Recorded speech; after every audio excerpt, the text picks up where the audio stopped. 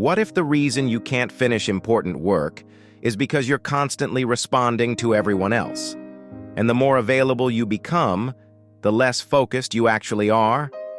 Most people think being responsive at work is productive.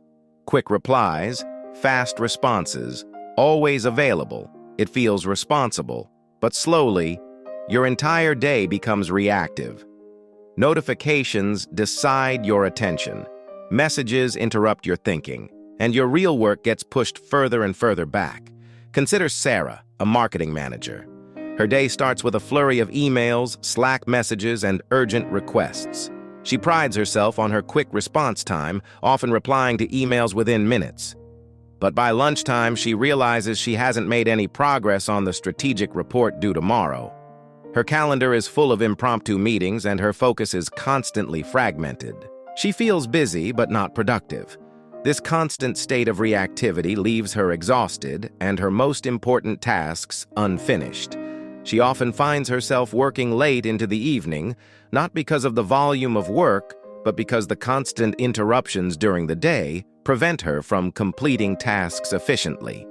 The mental cost of context switching is immense, leading to burnout and a feeling of always being behind, despite her best efforts to keep up with every incoming message. When Steve Jobs returned to Apple, he focused on simplification. Not more meetings, not more communication, not more activity. Focus. Because too many directions were pulling the company apart. And distraction doesn't always look chaotic. Sometimes it looks productive, busy, responsive. But nothing important actually moves. Every message interrupts attention, and your brain slowly adapts to constant switching. Replies feel rewarding because they create immediate feedback, so your brain prioritizes reacting instead of deep thinking. You spend the day answering things without progressing anything meaningful. Subscribe to Daily Reset Lab if you want to understand how modern work patterns shape your mind. Think about a software engineer, David. He's trying to debug a complex piece of code, a task that requires deep concentration. But every few minutes, a notification pops up, a new email, a team chat, a social media alert. Each interruption, no matter how brief, pulls him out of his flow state. It takes him an average of 23 minutes to get back to his original task after an interruption. What could have been an hour of focused work turns into 3 hours of fragmented effort, riddled with errors and frustration. David often feels like he's constantly putting out fires, rather than building something substantial. The pressure to respond immediately to colleagues' questions or system alerts means he rarely gets the uninterrupted blocks of time needed for deep problem-solving, leading to more bugs and slower development cycles. Or consider Maria, a freelance graphic designer. She loves her work, but the constant pressure to be online for clients means her creative process is frequently disrupted.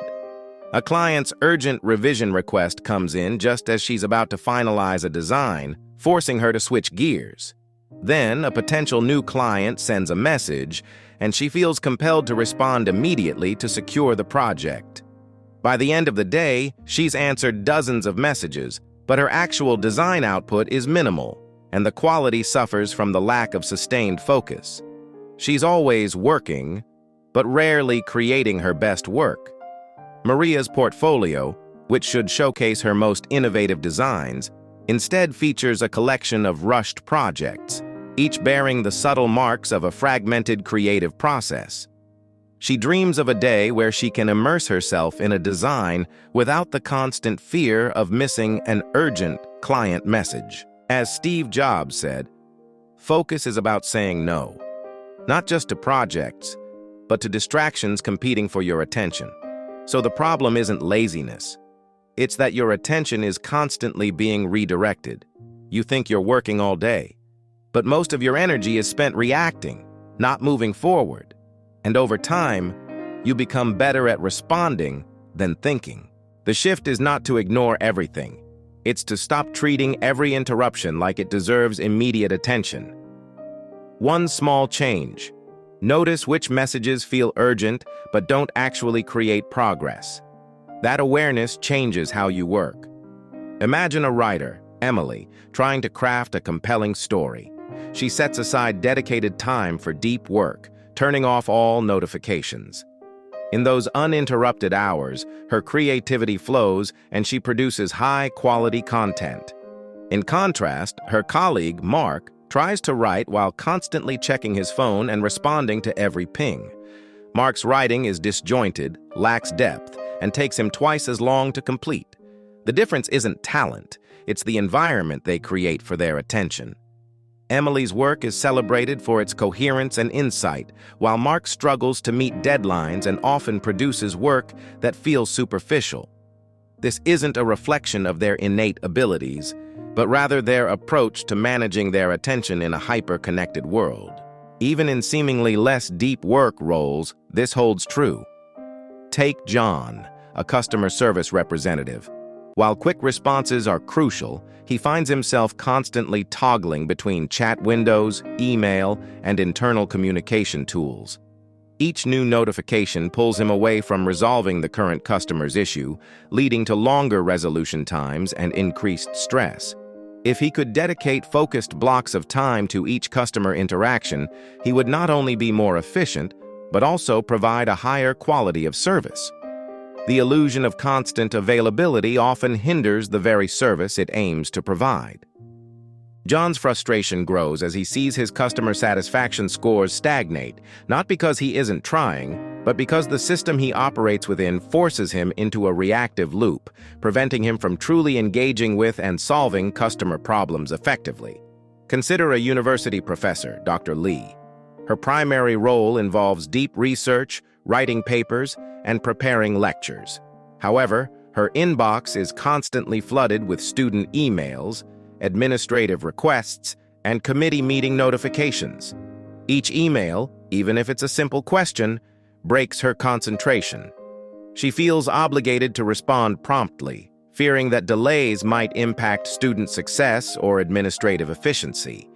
But this constant responsiveness means her research, which requires hours of uninterrupted thought, is perpetually fragmented. Her groundbreaking ideas remain half-formed, and her publication rate slows, all because the culture of immediate response has eroded her capacity for sustained intellectual effort. Or think about a small business owner, Alex. He wears many hats: sales, marketing, operations, and customer support. His phone is a constant source of pings from customers, suppliers, and employees. He believes that being instantly available is key to customer satisfaction and business growth. However, this means he rarely gets time to strategize, innovate, or work on his business, rather than just in it. The urgent always overshadows the important. He's constantly reacting to immediate demands, leading to missed opportunities for long-term growth and a feeling of being perpetually overwhelmed. His business stagnates, not from lack of effort, but from a lack of focused, strategic thinking. The modern workplace, with its endless stream of digital communication, has subtly reprogrammed our brains. We've become addicted to the dopamine hit of a new notification, the immediate gratification of sending a quick reply. This constant state of partial attention prevents us from engaging in the deep, meaningful work that truly drives progress and innovation. It's a silent productivity killer, masquerading as efficiency. The solution isn't to become unresponsive or to ignore your responsibilities. It's about intentionality. It's about creating boundaries and reclaiming your attention. It's about understanding that true productivity isn't measured by how quickly you respond, but by the quality and impact of the work you produce. If this made you see your workday differently, subscribe to Daily Reset Lab for more perspective like this. Or watch You're Always Busy, but Nothing is Actually Moving.